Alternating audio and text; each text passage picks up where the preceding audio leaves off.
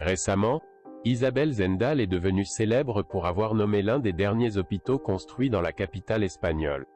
Avant l'ère Covid, Zendal était inconnue du grand public et c'est peut-être l'une des biographies féminines les plus intéressantes qui puissent être étudiées.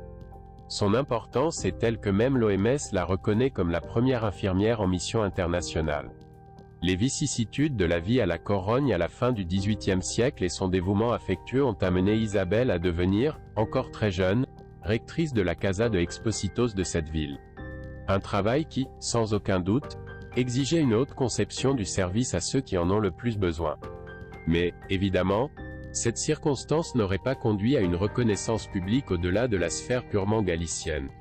Le roi Charles IV voulait, par décret royal, qu'Isabelle fasse partie de l'une des expéditions scientifiques les plus importantes jamais réalisées jusqu'à présent, l'expédition Balmis. Une expédition qui, sous la direction d'un soldat et chirurgien espagnol, Francisco Javier Balmis, cherchait à éradiquer la variole de tout le territoire national, y compris, bien sûr, les terres américaines, africaines et asiatiques de l'Espagne. Le vaccin a voyagé vivant, inoculé dans le corps de 22 enfants des orphelinats de Galice et de Madrid.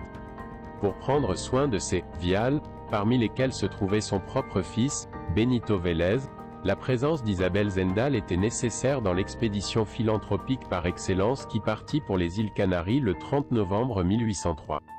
De là, il a répandu l'espoir de survivre à une maladie aussi grave au Venezuela, en Colombie, en Équateur, au Pérou, en Nouvelle-Espagne, aux Philippines et en Chine.